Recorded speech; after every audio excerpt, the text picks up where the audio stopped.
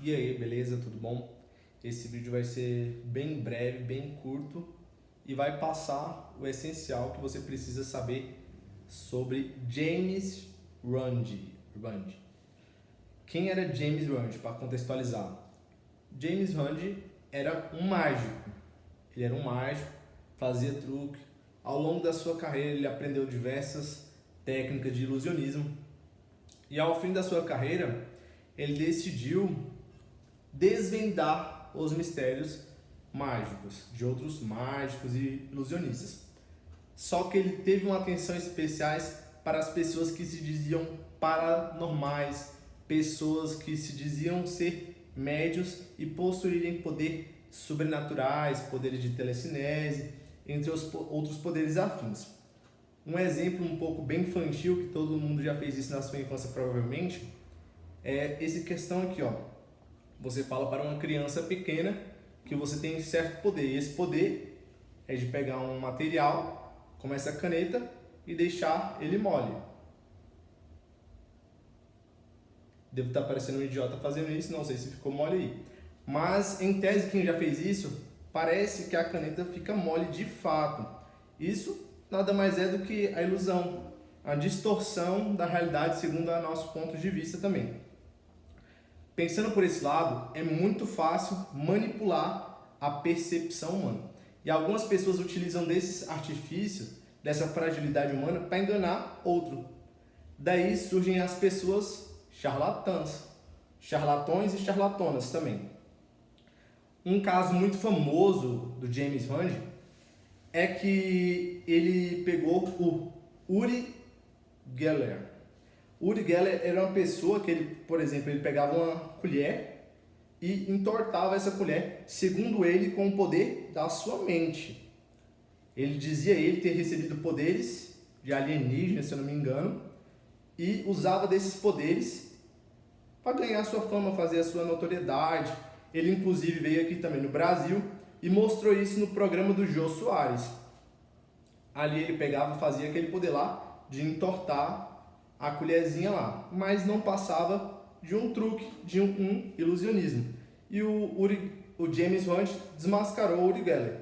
Um outro caso também muito marcante do James Randi foi do pastor Peter Popoff. Isso daí é uma polêmica gigantesca, porque envolve até uma questão de religião, de igrejas, adeptos, fiéis e crenças também. Mas fato é que esse pastor em si, ele era um charlatão. E é realmente real que infelizmente algumas pessoas utilizam do meio, né, cristão, evangélicos, outras denominações, para poder também se aproveitar dos fiéis. E o Peter Popoff era um deles. Ele dizia receber informações divinas e passar a cura para aquelas pessoas. Mas tudo era construído, era criado. Como é que funcionava os shows de cura, o show da fé, por assim dizer, que era realizado pelo Peter Popoff? Ele colocava um ponto eletrônico bem pequeno, assim, no ouvido, uma coisa bem simples mesmo, já naquela época, para receber informações de uma outra pessoa. E essa pessoa ela já tinha os dados das pessoas que entraram no show. Vou fazer um exemplo aqui para vocês. Aqui estava Peter Popoff e aqui estava a pessoa que estava passando as informações para ele. Ela falava: Zequinha, Zequinha, Zequinha, Zequinha. Peter Popoff repetia: Zequinha, Zequinha, Zequinha Wilson, Zequinha Wilson. Aí ele falava: Zequinha Wilson é o seu nome. Ela também passava a informação que ele tinha dor na coluna lombar. E ele repetia que o Zequinha Wilson tinha dor na coluna lombar.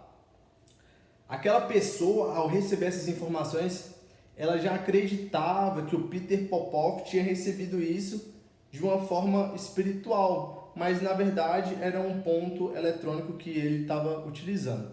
como isso foi desmascarado e como isso ganhou uma grande repercussão. O James Wan, ele contratou um investigador profissional e aquele investigador ele colocou um aparelho que captava as frequências de rádio naquele local e ele captou a voz de uma mulher passando as informações para o Peter Popoff. Assim, aquele homem foi desmascarado, ele foi considerado como um charlatão e isso também passou na televisão. Um fato curioso do James Wan é que ele desafiou o João de Deus, que o João de Deus se dizia médium, e o James Wan ele também desafiou o João de Deus nunca aceitou esse desafio, será por quê, né? É um grande charlatão também. Para terminar aqui, resumindo de uma forma didática e engraçada, para vocês assimilarem o que o James Wan fazia, lembrem do Scooby-Doo.